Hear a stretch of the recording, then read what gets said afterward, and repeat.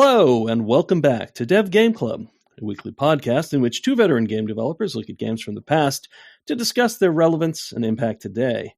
I'm Brett Duval, and I'm joined as always by my co-host, a candy-colored clown they call the Sandman.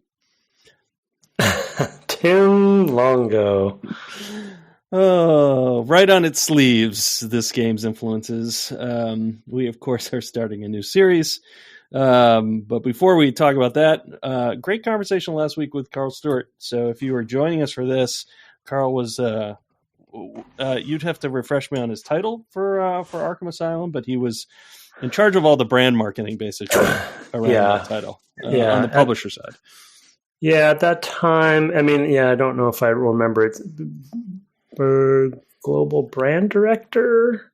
Something like that. Or no, it was probably global. It was probably North American and Europe. Yeah, something like that. Something like that. Yeah. For Square Enix Europe. Gotcha. Which is sort of technically, that's where the hub was.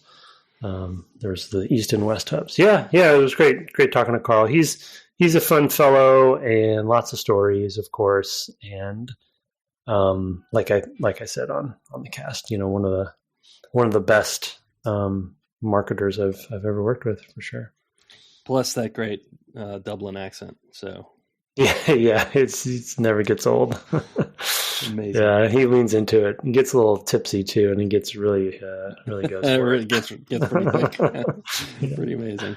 It was great. I'm glad we got to have him on. But it is, as we said, time to turn to a new series. If you're on the Discord, you already know what that is. We are now turning to 2010's Alan Wake for our spooky season game. A tradition we've been doing these. What is this? Are we coming up on 7 years?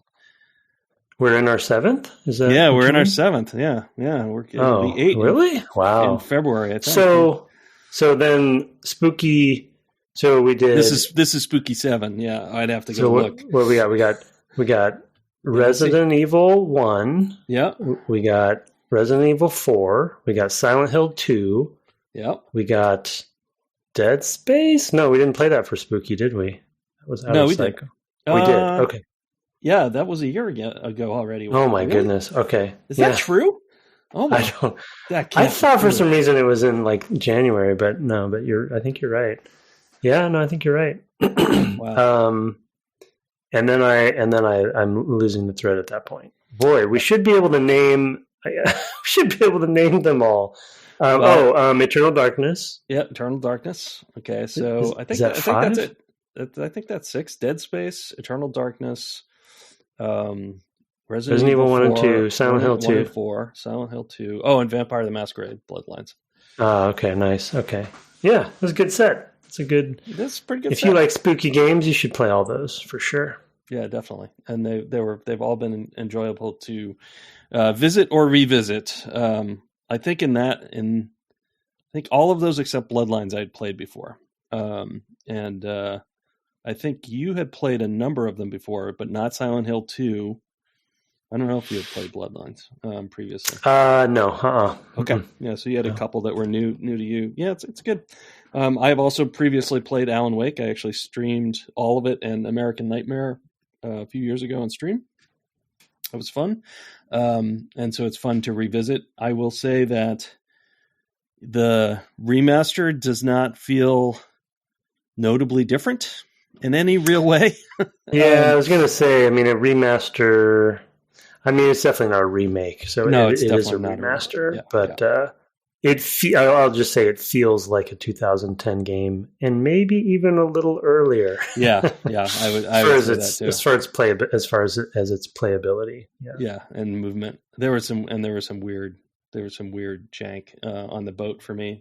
But we'll get to all of that. Let's talk a little bit about Remedy. You said in pre-show you don't have much of a recollection of Max Payne. I've actually played all 3 Max Payne games, though I don't think I ever finished the second one, which I believe is really the high point.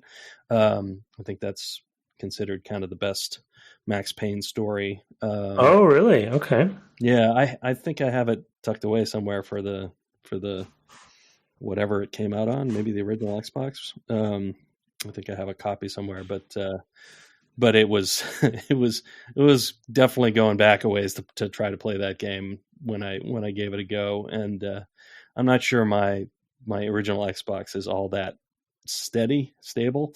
It feels feels itself a little janky. The hardware does falter. Maybe someday I'll go back and play that. If they did a remaster, I would definitely try the fall of Max Payne. That would be something I'd be interested in. They've also done Quantum Break, which neither you nor I have played, but we've both played a more recent title in the series, in Control, in the same universe, I should say. I think Quantum Break is also in that universe, but I don't think Max Payne is meant to be. So there is kind of a through line thematically.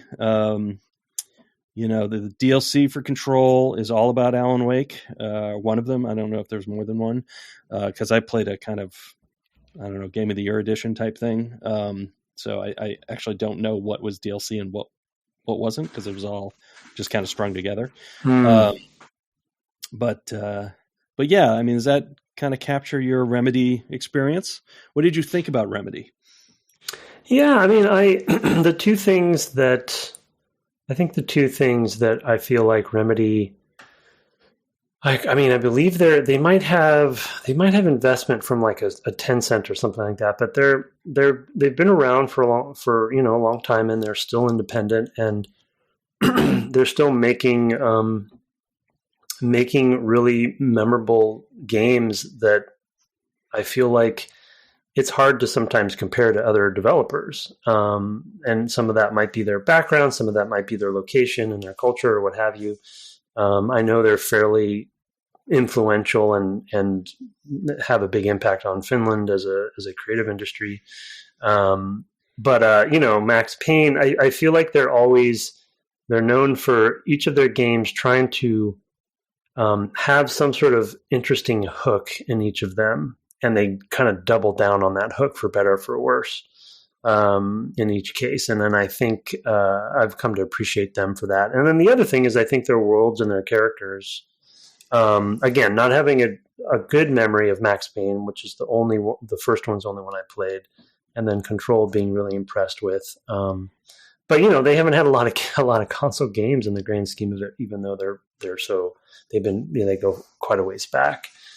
So I just think they have a good reputation of, thinking outside the box and having really memorable worlds and characters. And I think as a developer, the other thing that I always appreciate about them, at least for all the games except Max Payne, it sounds like, which I wasn't sure about, but I just love the idea that their games have some sort of, even if it's a slight connection, even if it's not too overt, but you were explaining in pre-show that the Control DLC is pretty overt connection with Alan Wake, which I'm really intrigued by, because I just played the core game of Control, so I haven't played any of the DLC. But it's just super fascinating for somebody to have that sort of vision and enough creative ownership over their IPs to be able to do that, because that's also very rare. Usually just think of an IP on its own and you develop it on its own, but to have some sort of connections and, I guess for lack of a better term, it's like the MCU, right? It's like the Remedyverse. Yeah, I mean, I think that's in part due to writer Sam Lake, who has written, I think, basically all of their games. He was also the literal face of Max Payne. You may remember that sort of he's kind of a blurry textured body, and then this intensely rendered textured face is like all the texture budget went into his face, and it was a scan of this writer Sam Lake, who literally looks just like him. Obviously, it was a scan. But you see him in pictures, and you're like, oh my God, he does look exactly him. It's just his face. So it is really, really funny. But yeah, I think that part of the reason that they have this sort of cohesion is that they have this sort of one. I mean, not that he writes like literally everything that goes into the games. That's rarely the case in anything sizable, and certainly on something the scale of Control. But he is kind of the writing, backbone of the studio, I believe. And that's just kind of like, so his preoccupations are the game's preoccupations in some ways. And I think that's why there was that kind of consistency across them. Even Max Payne has some kind of crossover thematically with these later games because of things like the dream sequences. And, it's very much a noir, kind of mafia battling story or whatever. It's very much a lesser Arnold Schwarzenegger movie or something like Raw Deal or something, or Red. There was Red something or other. So one of those movies that was kind of like, if not for Schwarzenegger, maybe straight to video, types of things. But I think that with the later games, they've really come into their own and going, a lot further. I mean, both you and I enjoyed Control quite a lot, largely on the kind of style of it, and not necessarily the substance of individual, combat encounters and things like that. Yeah, the writing. I mean, and the theme, and the story and setting. I mean, just really a really interesting mixture of genres, but kind of in some weird way creating their own subgenre at the same time, even though, it was very X-Files and very Twin Peaks or whatever. And maybe not Twin Peaks, more X-Files, but yeah, it was just very, Also, you just kind of know a Remedy game, right? It feels like when you see it, which is really hard and impressive. I would also cite maybe the House of Leaves as a book, connection, which is probably not a book you've read, but it's a pretty well known. I can't remember the author's name. I think you mentioned it. I don't. Yeah, I think I've mentioned it before, but it's definitely it has that kind of vibe too of like impossible spaces and things like that, which is very much what that book is about. So it's definitely one I recommend to listeners. Anyway, let's talk 2010 a little bit. A lot of good titles this year. A few sequels, but notable ones. Bioshock 2. Speaking of something we played for the cast, God of War 3. Also, played the first one of those for the cast. Mass Effect 2, Starcraft 2, Super Mario Galaxy 2. Just Cause 2. It's a lot of twos. Fable 3, Halo Reach, Dead Rising 2. Like a lot of games, but some new IPs as well. And Red Dead Redemption, which is not technically a 2, but is still a second in a series. And Fallout New Vegas, I should probably mention as well. But other games kind of playing in similar spaces, sort of the horror and spooky stuff. There are a few good ones from this year as well. Limbo, an indie darling, really terrific game. Heavy Rain by Quantic Dream, which also I think shares some DNA with the Alan Wakes and Remedies of the world. It's doing its own kind of thing, but I think there's some shared DNA there. Maybe it's a European thing. And Amnesia: The Dark Descent, which I've never played. I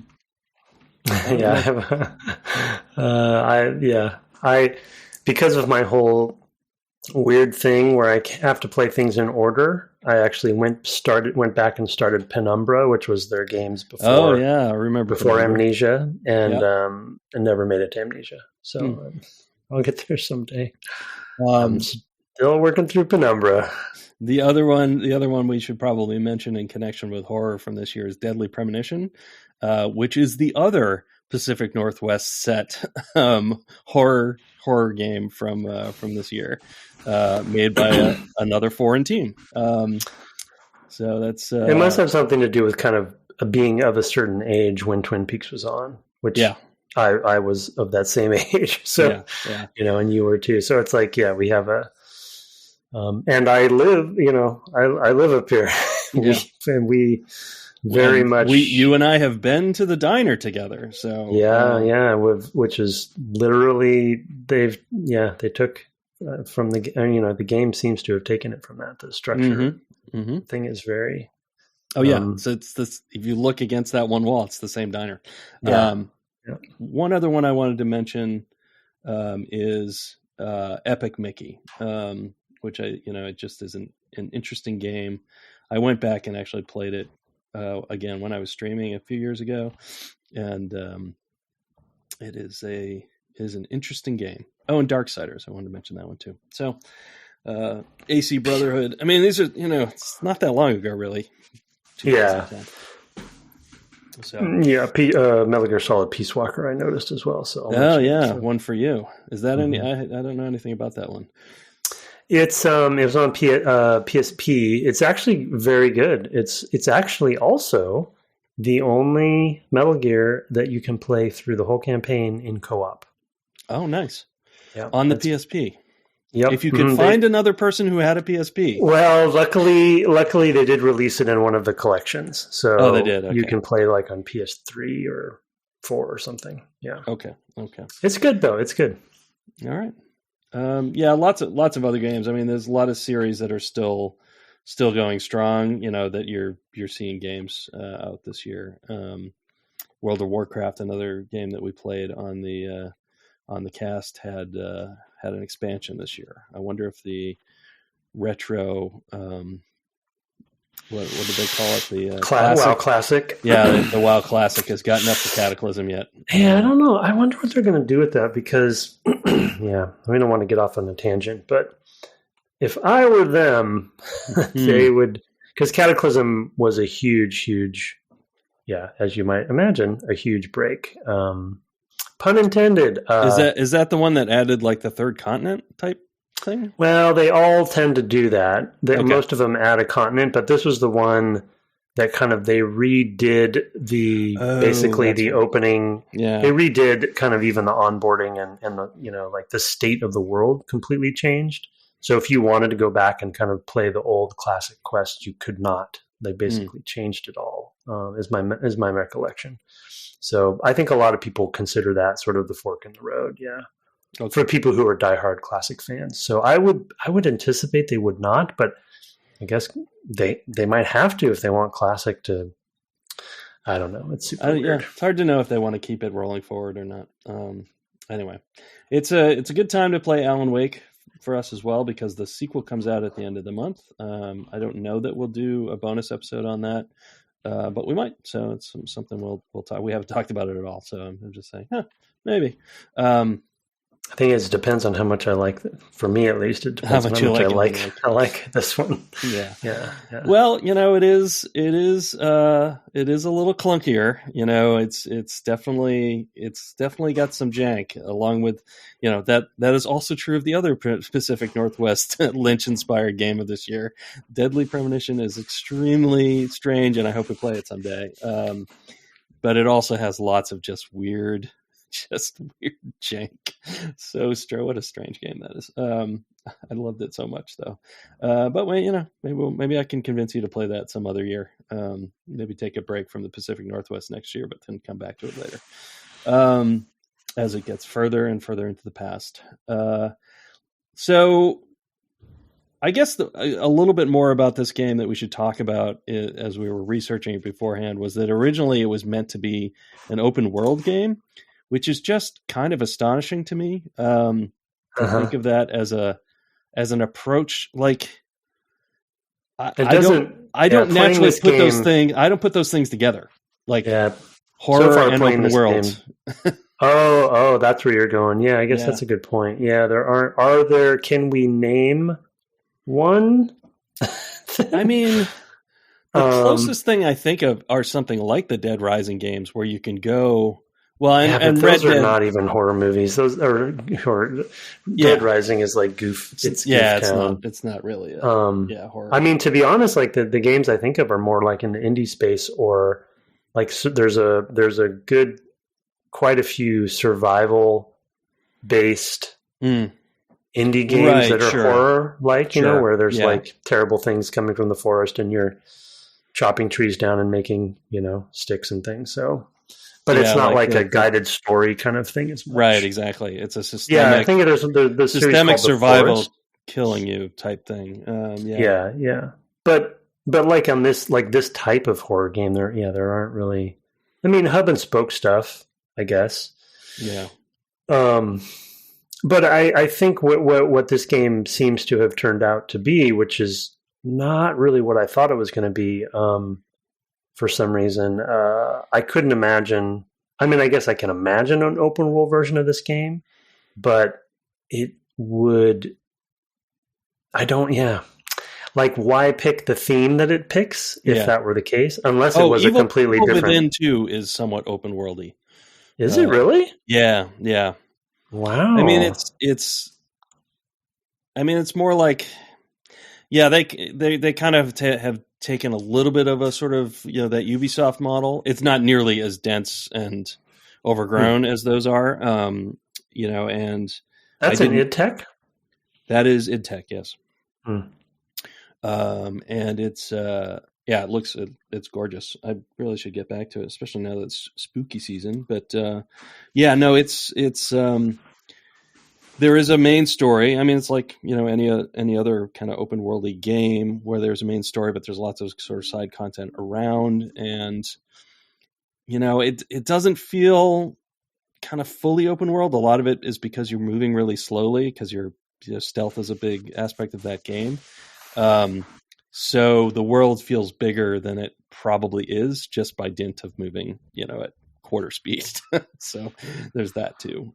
You're never running around, in that game, or very rarely, because you don't get a glider. You don't get a glider. Yeah, you're not hunting for diamonds everywhere. So yeah, it's a little different feel, but it is, I think, technically you would say it's an open world game. But it still has chapters and stuff. So it's a really weird, it's a weird mishmash rather of games. So I can sort of see it there, but again, larger environments, with kind of weird connecting points and things like that. So it's an interesting game. We played a little of the first game, I think. Yeah, we did. Yeah, and it was good. In our first spooky season. So yeah, I was impressed with it. I mean, I mean, I didn't play it further, but I was way better than I thought it was going to be. Yeah. No, and the sequel I think is even better. Ghostwire Tokyo, which again, sort of a horror game. Don't know much about it. Yeah, I played all of it. It's very much the Ubisoft model, just layers upon layers upon layers of things to do, collectibles and skill trees and et cetera, et cetera, et cetera. I mean, just all of that stuff. It's very much one of those games, even to the like revealing neighborhoods type of like do the thing, in an Assassin's Creed game, it's climb the top of the thing, and reveal the district you're in or whatever, and know where all the stuff is to do. And it's got that, it's got all of those things.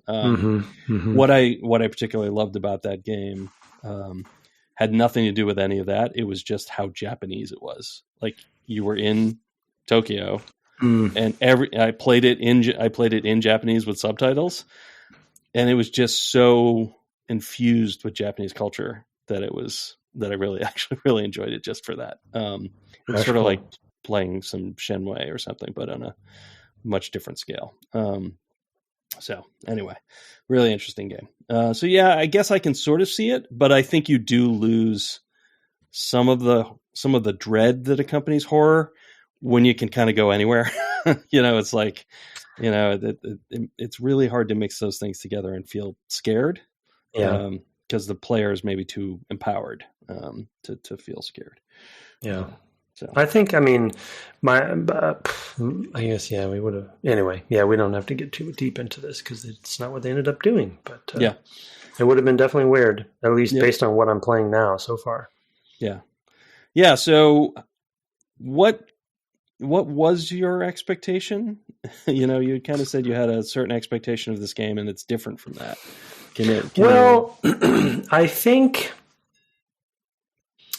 I guess, because I wrote that note down, I've been thinking about how to describe that. And it is hard to figure out what to say exactly because I think, and maybe it's just the first, because I've only played the episode 1. So maybe it's just the first episode that is, and it kind of doesn't become this, but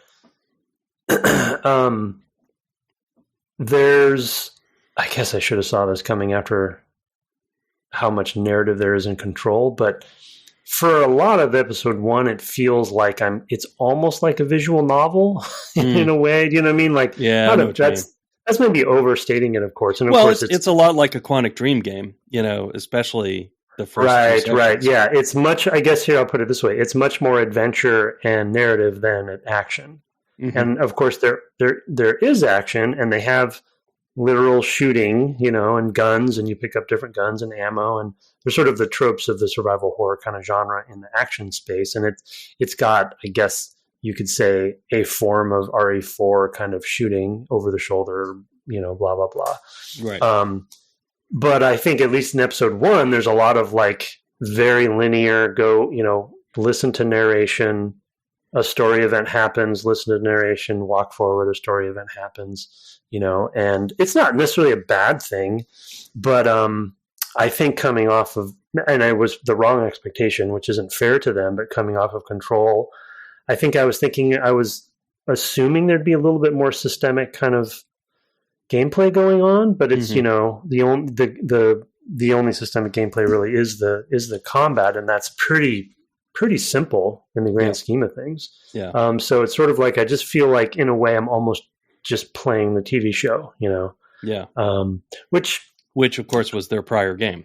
Like originally that Quantum Break was meant to also be a TV show. Right. Oh, prior to Control, you mean? Yeah. Prior to Alan Wake, what was it called? Quantum Break was after though. It was? Right? Yeah. Quantum Break was 2016. Oh, okay. I have that mixed up. Okay. Yeah. For some reason, I thought this was the.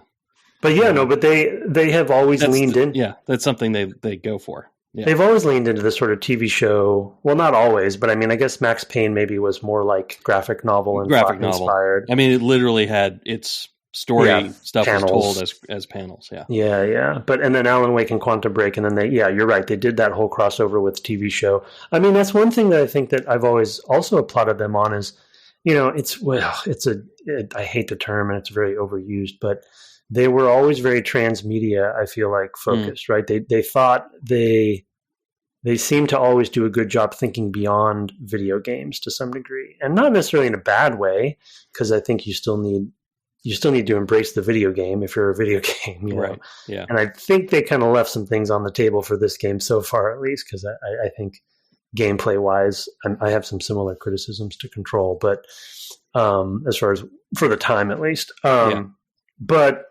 But down to TVs being in the game, and you watch TVs and there's shows on the TV, Yeah. And so that sort of crossover between two different mediums is really. There was actually a web series for the. Is that not in the game? I think the things in the game might be shortened and way compressed. I'm sure adaptations of the web series. I'm not really sure. I should maybe go watch those then. I don't really know how they tie in, but for me, like quantum, the quantum suicide thing. Yeah, exactly. Yeah. Those things, the Nightfall, which is so Control, like Night Springs. Night Springs. I just feel like because it's the opposite of Bright Falls. It's Night Springs. Oh, got it. That's great. I didn't get that. We don't want to get ahead of ourselves too much, but I guess to plant a seed for something I think we'll keep coming back to. Not, having skipped over this one and Quantum Break for that matter, and playing straight to Control, it is so cool for the podcast's point, our sort of legacy theme that goal that we're always trying to go after. It is so cool to play this game and then know where Control goes, because I feel like okay, there are things in here that made Control even better, so you just love seeing a studio iterate on what they do well, because it's so rare you get to see that over decades, and it's like, this is the studio that made Control, no doubt, and that's really neat. And they're definitely learning the ropes of doing, because they're doing something different Max Payne. Because Max Payne really was sort of. I mean, this is them kind of steering in their own direction, because Max Payne, though it had sort of bullet time, that was its innovation, which was super cool at the time. Yeah, I mean, it big was innovation, really big innovation to bring that into games. And we still call it bullet time. Yeah. I mean, that's like when we talk about that as a mechanic. Oh, let's slow down. I mean, bullet time. Yeah, I mean, I think that was coined then. I think so. I don't know if it was adapted from film. Well, they were inspired by. Yeah, I mean, they were inspired by. They were openly John inspired Woo. by it. Yeah. I just mean the mechanic of but doing it in a game and diving to the side, and and then still being able to control your body and everything. It's super great. I can still remember the first time I played that and just being like, "This is so cool." Yeah, that was definitely a high point of that era of games. But they're charting a totally different direction here with Alan Wake, and it took them a while to get there as well. They started develop that demo, that open world demo that we kind of looked up, was shown at an E3 in like 2005, and this game doesn't come out till 2010. Those must have been those had to be some long years. It is, I think the sort of the framework you're talking about, where there's a lot more sort of the adventure stuff, I think is appropriate for a game many of whose themes are around narrative. And it fits. Yeah, I think it really fits. I think. Oh, the other game. Sorry to interrupt, but the other game. I hope this is I don't know if this is positive or negative, but it reminded me of Shenmue. Yeah, that kind of like, and of course it's a different theme, but just the sort of living, going through this in a very like, I'm gonna press the button to open this lock, or crank this generator kind of thing. Yeah. Sorry to interrupt. No, not at all. I mean, I think there's also a lot of work to sort of set up the sort of feeling and make it feel unsettling, and that is really hard thing to do without kind of holding the reins back pretty tight. I love when it's starting to become sunset and his wife is calling to him from the house, and he goes in. I mean, he's such a jerk in this scene, but it's a really good scene because he goes into the house and he's suddenly panicked because she's, where is she? Like, she's like, oh, I'm upstairs, and it's very, there's a moment of panic even of like, of course I knew it was coming immediately thereafter. So I was like, is this when this happens? So I kind of like was anticipatory on that, was feeling the panic a little in advance. But they build up so much about like how she's afraid of the dark and like, and also he's been having this writer's block for a couple of years, which doesn't seem that long, but okay. I guess if you make your living as a writer, you probably don't want to have 2 years where you're not writing. But it's really interesting build up, to that moment. It's definitely not a criticism in that I think it's like, it all makes sense to me as I'm playing it, that this is what it is. Mm-hmm. I think for whatever reason, I had put it in a different bucket though, because like the screenshots, they always show the screenshots with you probably firing a gun or you're aiming a gun and the flashlight. I knew there was a flashlight mechanic of some kind and all that kind of stuff. But it's, at least I think you're totally right that they're trying to just set things up, and they do so far for the era, they do a good job of setting up the tone and the spookiness of it. Yeah. So I think it was necessary to be that handholdy. But it's just so linear and so, not QTE centric, but there's a lot of that sort of those little there's a lot of like sort of thin interactivity, where it's like, well, you can go and walk all around the island, like, or you can walk all the way back up to the car and get a coffee thermos.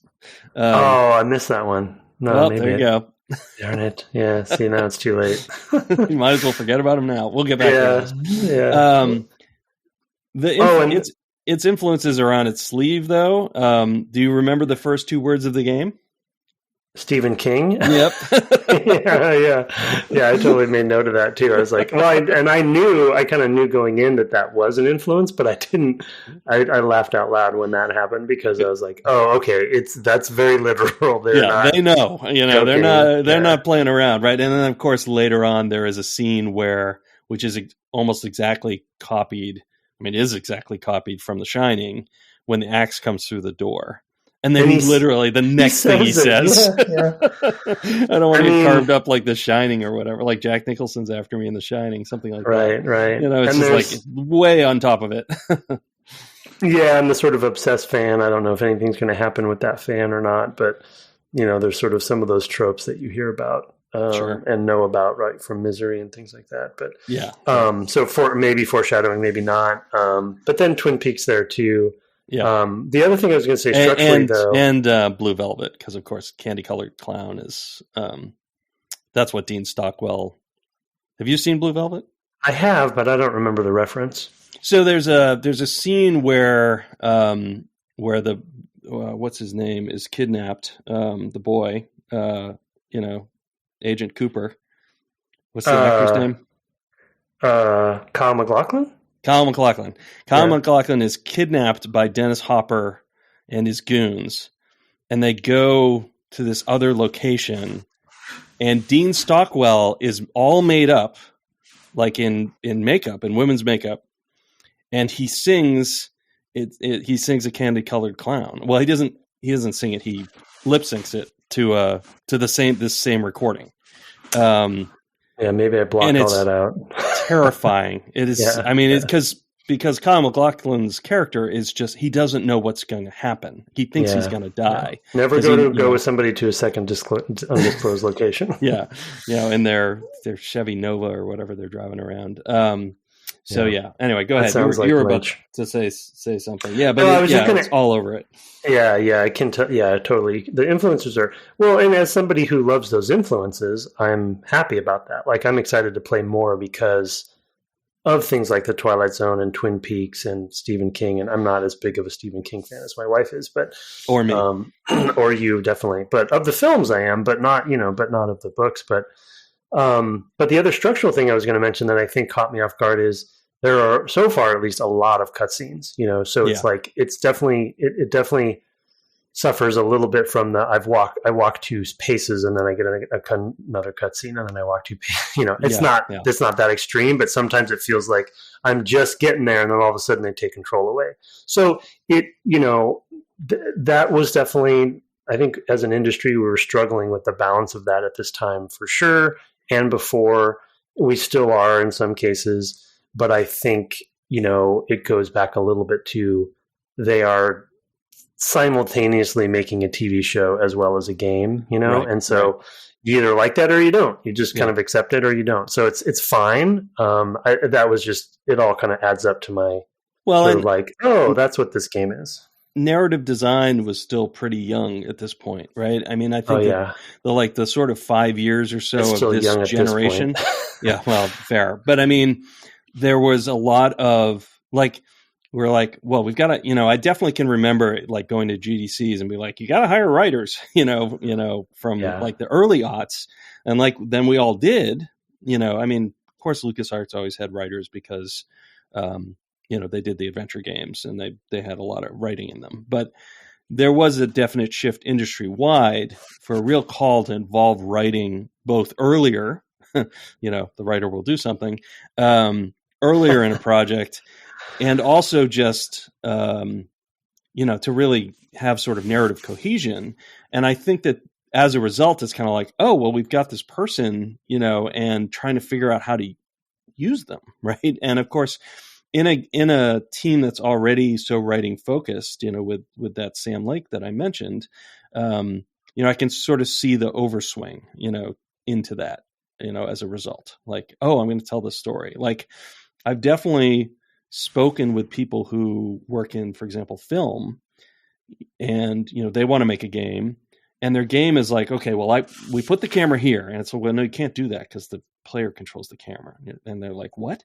Yeah. Like they're like, you're like, you can't let some rube, control the camera. Yeah. And I was like, well, that's how games work. They control a lot, so I can see this sort of swing in that direction. Also, maybe in response to their sort of open world approach not working, also maybe swinging a little further, for sure. And maybe originally these would have been more diluted, right? Because you would have had more stuff in the way, right? More open world stuff, in between, like, who knows? But like, I can also imagine a world in which the sort of same narrative is there, but there's like 40 hours more stuff, so that you don't feel like you're it's walking all pacing. It's the pacing would be totally different. Yeah.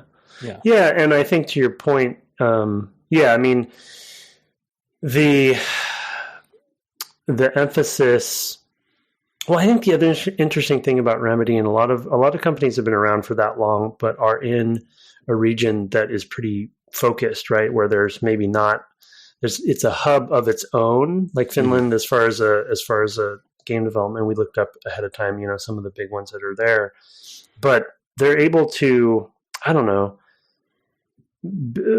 they protect themselves a little bit from maybe outside pressures or something, where they're kind of like, Remedy's always had its own identity, right. And they make no apologies about it, and I think that's great.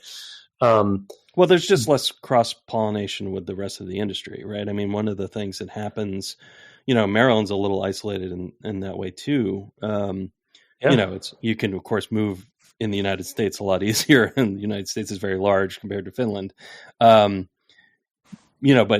just like, I'm going to up and go to Finland to go work on games is not, it's not something you would tend to hear. So they're not getting a lot of influx of people who aren't sort of already in their scene in a way. Right. Well, and I think that the flip side of the leaning into what the theme and what their talents, or not talents, but like emphasis, what their emphasis is, you can also see in the game what the priorities were. Yeah. You know what I mean? Because the story, because the structure, the linear ending up being linear. I think that maybe some of the things like combat might have taken a little bit of a backseat to some of the other things that were more of the focus, right? Yeah. Which I do think is maybe, unfortunately, a bit of a theme for them. But if I think about Control, but anyway, it does make me curious to play Quantum Break, though, for sure. So there's like, I know that there's, because I was at Microsoft when that was published, and that was the Microsoft Studios kind of exclusive thing, I believe, and still is. But there's like superpower, like special powers, and that, I guess now that I think about it, like Control a little bit. A lot of obviously quantum/time related stuff. Right. No, I definitely remember that being a thing. Yeah, for sure. Yeah. Maybe someday. I remember they had pretty good talent on that too. Like acting and stuff, right? Well, yeah, the TV show, because it was the same actors in the TV show. Right. And they produced them at the same time. Wild. So I guess the other thing to talk about, I mean, there's lots of things to talk about. We've talked about some of the influences. We've talked about both sort of narratively, but also game influences. What do you think the sort of episodic format of the thing gets them?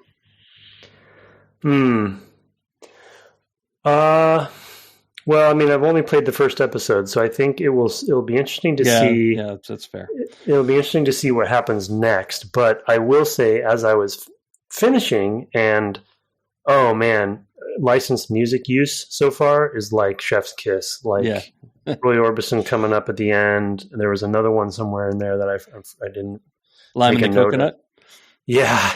Oh man, that's again Coconut. But that. Isn't that the song from Reservoir Dogs? Wait, no, that's not that one. No, I don't think so.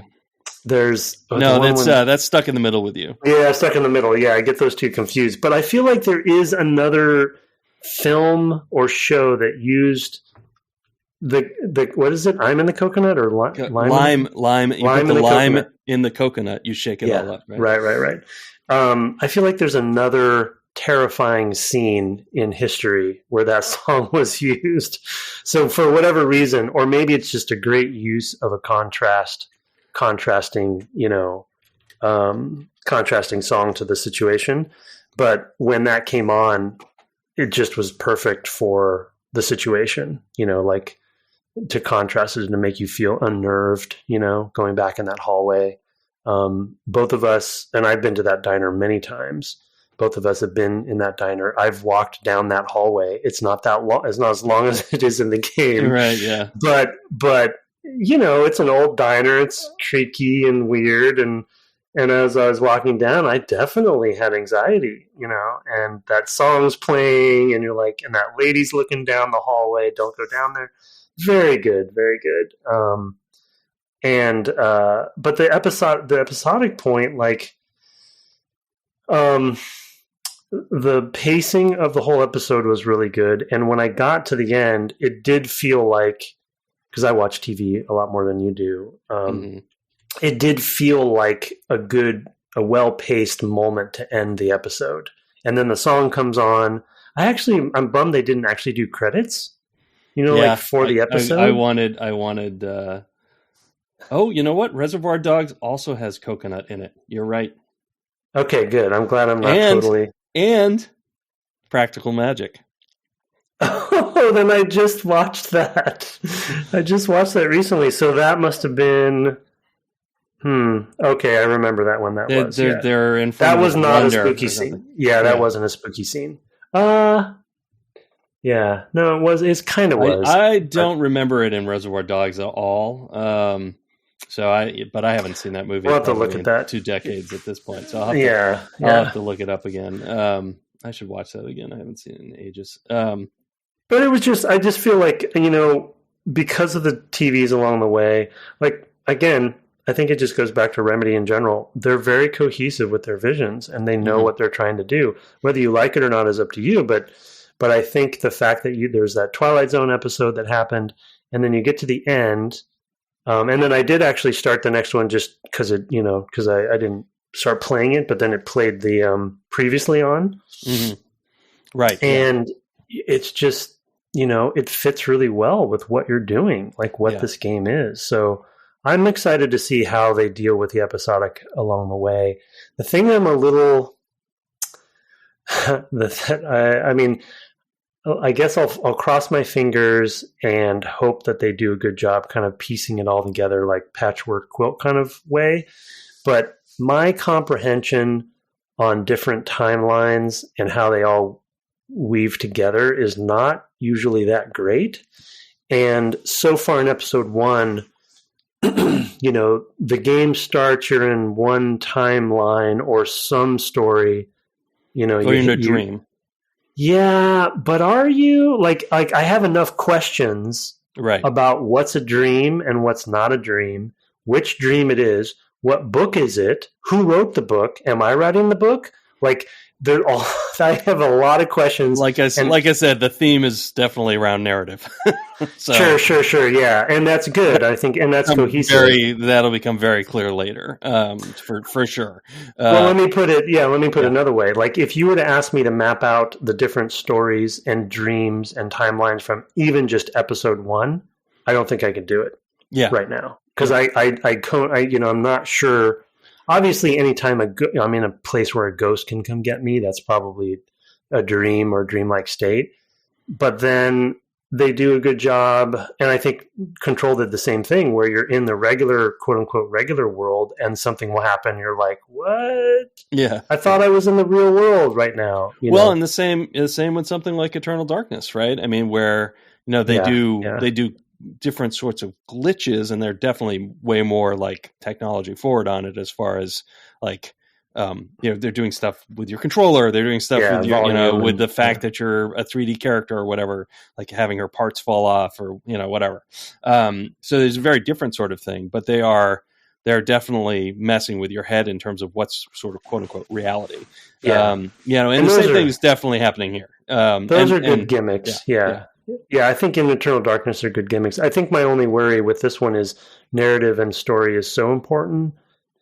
I assume to understanding like what is going to happen, that if I can't keep it all straight, because it's like, you know what I mean? Like there's some movies do the same thing where they kind of go too far with that, and you kind of lose the thread, like a Lost or something like that. Yeah, no. What I would say, Lost is a great example. Yeah, that's why I stopped watching that show, because I was like, what is going on? Well, that's because he doesn't know how to write endings. But well, he wasn't alone on that. Yeah, no. Well, I mean, as a group, they did not. They just kept chasing questions. I mean, he did that whole thing at his TED Talk was about. It's a puzzle box, but inside there's another puzzle box. And it's like, what? That's not how narrative works. His whole box thing. That's his whole thing. And he wrote a novel that I read and was like, are you kidding me? This is just the same garbage. Like, right. I did not know he wrote a novel. Interesting. Yeah, he wrote it with somebody. It was called S. It was, which stood for Ship of Theseus. That whole thing where you replace the whole ship piece by piece. Is it the same ship? Is the thing. But it was maddening. I really liked the author he co-wrote it with. Wrote a really good novel as his first novel, and then just like disappeared. And this is the only other thing I think he's written. Anyway, I think that by the end, the mere fact of the threads is more important than if I can piece it together. Than piecing them together, because it will really tie them all off, and you'll understand what has been happening without having to have like followed each thread in the quilt, or whatever. So I'm a lore guy though, so it's hard for me. Yeah. Like I want to know how it all pieces together. Like I do read all of the collectibles and all of the emails and, whatever, right. In those games. So, because I'm trying to piece it together, and I just have to hope and cross my fingers that they actually did a good job, doing that. So, and it's, it's hit and miss. It's a very difficult thing to do. So I'm not, I think they do a fairly good job of it. It will retain its dreamlike qualities, but I think you will understand what is happening. What's happening? Yeah. And I do think, I assume you're playing the remaster as well. I assume that the DLCs are included in the remaster, and I honestly think we should play them. It's not normally something we do. Is that the Signal and the Signal and the Writer, I believe, are what they're called. That's the American Nightmare thing? Or is that no, American Nightmare is a different title, different SKU. Yeah. They sort of took they experimented with layering narrative on like the same space in a way with American Nightmare. The very different sort of game. It's a very action focused game, but they also like you keep revisiting the same spaces several times. Sort of like that, but it's not. It is a linear experience, but when you come back into an area, it may have changed in some specific way, or your goals may be different, or how you traverse it might be different. What you're talking about. It's a very strange. It's a very strange game. It's really fun though. I mean, I enjoyed it. It was like, how can we get the most out of a fairly small environment, relatively speaking? A very interesting experiment. I'm very curious about Alan Wake 2, and the more we talk about it, the more I'm like, yeah, I'll probably play that when it comes out, because I'm now super curious. Anyway, well, we're at 54 minutes, so I guess we should try to turn to email. We've been letting that pile up a little bit. We have a few. These were sent, of course, at devgameclub@gmail.com. Let's do 2, and then we'll get 2 next week. Okay. All right. So shifting gears, we should probably get these Arkham. Ones done. Got to get all that Riddler stuff. Okay. Calamity. All right, here we go. This forward. Okay. Forward. Genius thoughts from Batman Arkham Asylum from Calamity Nolan with the JR at the end. There's no JR at the end, Calamity. Hey, Brett and Tim, someone sent sent me an email that I think was meant for you. I've attached it below in case you want to check it out. Nolan, aka Calamity Nolan. I give you the long ones. Yeah, Calamity Nolan without a JR at the end. Okay. Talk about threads. This is like I'm reading an Alan Wake email right now. Hello and well met, devs of Dev Game Club. Find all my trophies, or are you a scrub?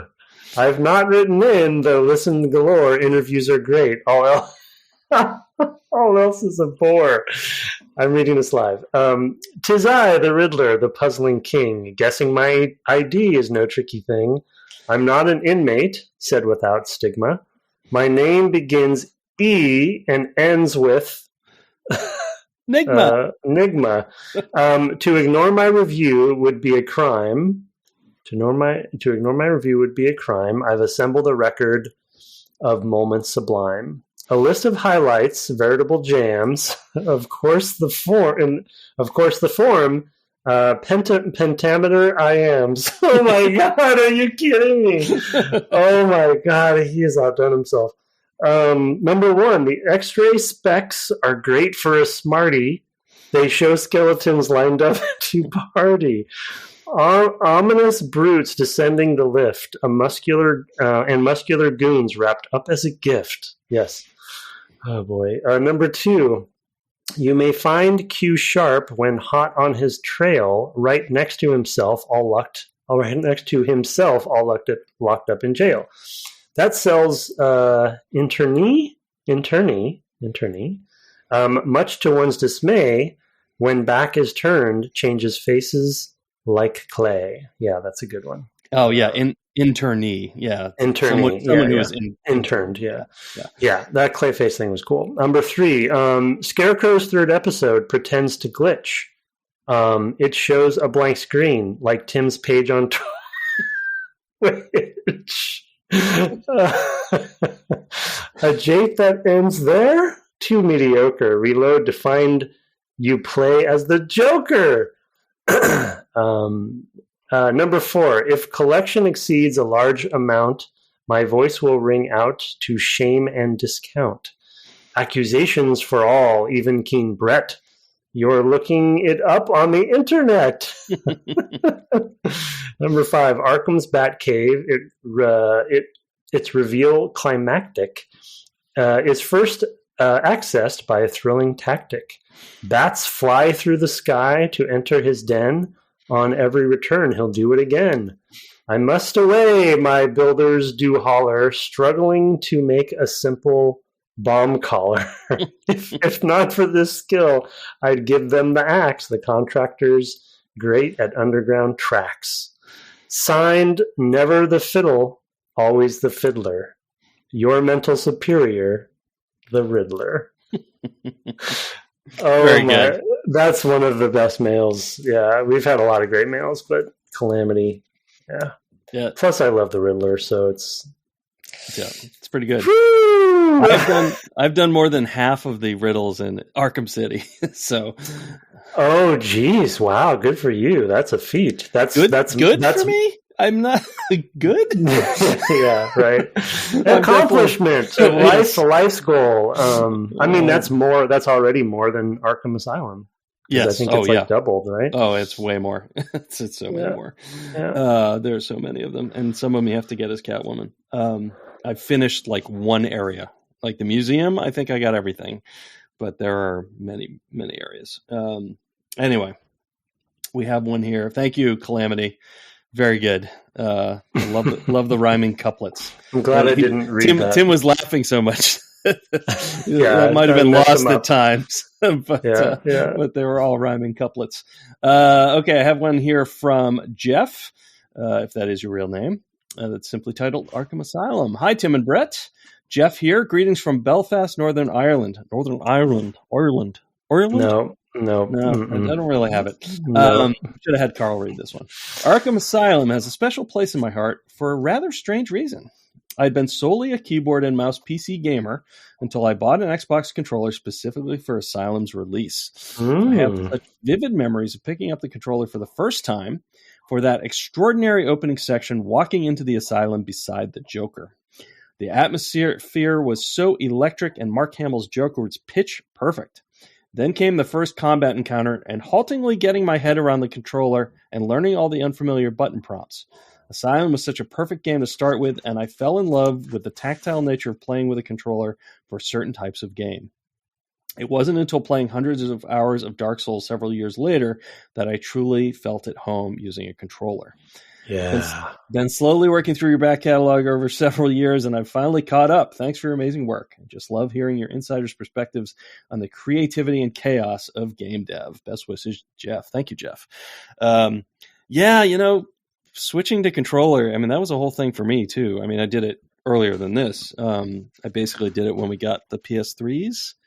PS2s rather, when we were at LucasArts. So whatever year that was, maybe 2000, 99, late 99, whatever year that came out. And it was a seismic shift for me, because I had always been a keyboard.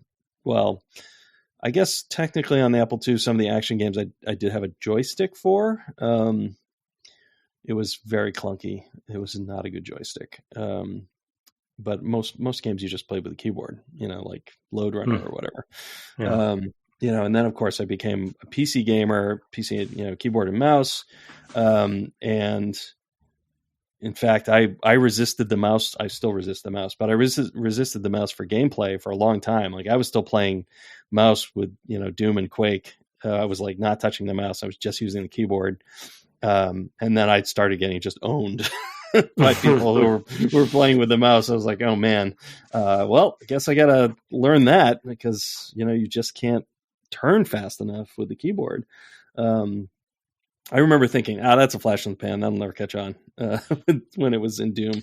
Well, Doom's was really strange because you also moved. I feel like it was really Quake. Quake really. That's where I remember mouse look like being like what? Whoa! Like WASD also started then. Yeah, for sure. They had to master the quaternions to be able to rotate properly with the mouse. If you say so. I do say so. I worked with at that lab where I was playing Quake. I actually worked with Ken Shoemake, who popularized quaternions. He wrote a seminal paper in SIGGRAPH proceedings. Well, yes. So you should have him on. Let me tell you, Ken, I hope you're not listening. Boy, you think I ramble. Well, I mean, we're talking quaternions, whatever. You could get them on. You got to explain them all. I think, I mean, to Jeff's mail, it's a really special story because it was his first controller game, and I can't think of a better game for your first controller game. Because that game was so optimized for, especially the combat, right? For that kind of feel. Yeah. It's stick based. It's button based as far as the timing. I think the game moves really well with even when you're jumping and the batarang or the grapple and all that kind of stuff. They did a good job with the controls in that game. So what a neat way to introduce it. Yeah, also assuming that he's a Batman fan. So it's fond memories. For sure. Yeah, for me, I think, I was playing, I guess we were playing SSX. Oh, that's a good controller game. That was a really good controller game. But I was also playing a lot of PS1 games because of the backwards compatibility, because there wasn't a large launch library for the PS2. So I was also playing, I played some Tony Hawk Pro Skater, I don't know, 2, 3, or 4, maybe all 3 of them. And I played Final Fantasy IX. Those were some of my first games on that system. So, anyway, thanks for the emails. We'll get to a couple more next week. If you have Alan Wake stuff to share, by all means do so. You can send those again to devgameclub@gmail.com. You can find us on the web at devgameclub.com. I guess I'm sort of still on Twitter at DevGameClub. Or you can find my co-host streaming Monday nights at twitch.tv/ Tim Longo Jr. with the JR at the end. We're also on Discord, where we have a lovely community, more than a Pokemon 1 Gen Pokedex strong. So, you know, I always wonder how to say those words. Pokédex? I don't know. Our intro and outro music was written and performed by Kirk Hamilton, commissioned by friend of the cast, Aaron Evers. Our logo, that Discord, and our merch store, which you can find through the Discord, are by Mark Garcia. Have fun catching up on old episodes of Night Springs this week, and good night. Good night.